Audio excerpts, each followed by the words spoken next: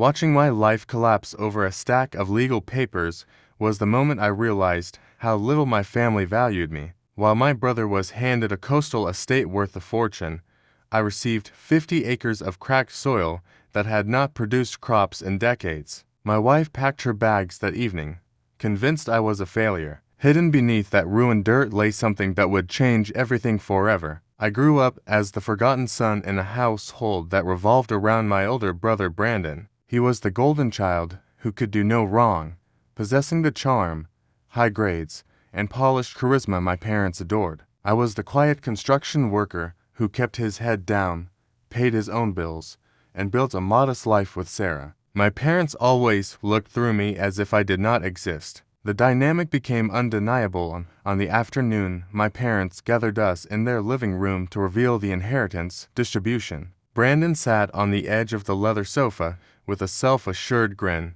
already knowing he was the favorite. My father leaned forward, clearing his throat before handing Brandon a thick folder containing the title to their expensive property. My mother hugged him tight, tearfully proclaiming that he was the pride of the entire family. Then my father turned toward me, sliding a thin manila envelope across the table without looking me in the eye. He announced that I was receiving the 50-acre farm in rural Tennessee that belonged to my late grandfather Walter. I opened the folder to find an ancient document for land I had not visited since childhood. My brother chuckled softly while looking at his own papers, fully aware of the humiliation my parents had just handed me. When Sarah and I returned home, her anger exploded into complete contempt. She stared at the property deed in my hands as if it were an infectious disease, refusing to accept that our entire future was tied to a worthless lot. She told me that she had married a man with ambition, not a destitute landholder stuck with worthless dirt. Within an hour, she packed her suitcases, walked out the front door, and left me completely alone. Losing Sarah hurt far more than being overlooked by my parents ever could. Sitting alone in the dark, I decided that the only way to escape this feeling was to drive across the country and sell the property for whatever cash I could collect. I did not care about the history or the family legacy anymore. I simply wanted to get rid of the burden, dump the useless dirt, and attempt to start over somewhere brand new. After hours of driving across state lines, I pulled into a rest stop and called a local real estate broker named Vance. When I gave him the parcel coordinates, he sighed heavily into the receiver and offered a brutal reality check. He mentioned that the soil was entirely depleted and the overgrown acreage was barely worth $7,000 for hunting use. My heart sank, but I agreed to meet a surveyor named Harold to finalize the evaluation anyway. When I finally pulled up the driveway of the old homestead, the physical reality was devastating. The wooden farmhouse leaned dangerously on its foundation, the barn roof had collapsed, and rusted wire fences were swallowed by thick vines.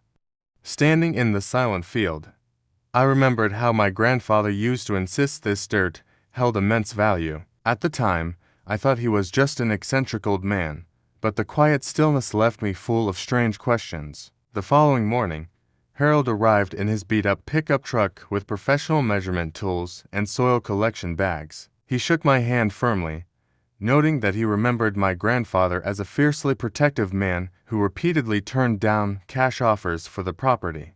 As Harold moved across the perimeter collecting deep earth core samples, I waited nervously on the porch. I wondered why my grandfather had guarded this barren landscape so fiercely throughout his life. That evening, as I sat beside a small campfire near the rotting barn, my phone began ringing. It was Brandon, calling to taunt me about my sudden career change into farming. He mocked my situation, boasting about how my parents were already celebrating his control over the house. I quietly ended the call without screaming back, making a promise to myself that I would stand tall regardless of how little this land was worth in the end. The next day, I walked into a small diner in town to grab breakfast while waiting for the test results. The locals recognized me instantly as the grandson of Walter, sharing stories about how he refused every developer who ever tried to buy his acres.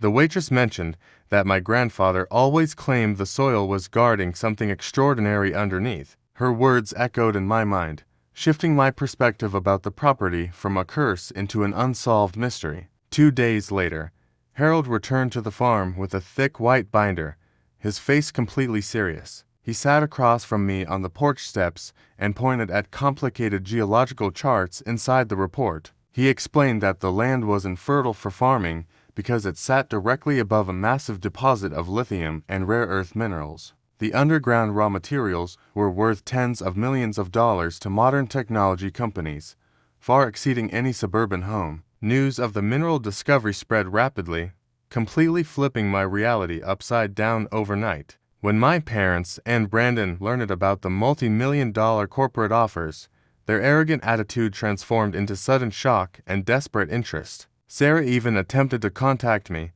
hoping to repair our marriage now that my situation had transformed. I firmly rejected her attempts and ignored my brother, realizing that their loyalty was entirely conditional on wealth and status. Grandpa Walter had chosen me because he knew I possessed the resilience to protect his true legacy. Standing on the quiet hills of Tennessee, I realized that my worth was never defined by the conditional affection of my family or my ex-wife. What felt like an intentional insult turned out to be the greatest blessing of my life. I finally had the financial freedom and self-respect to build a real future on my own terms.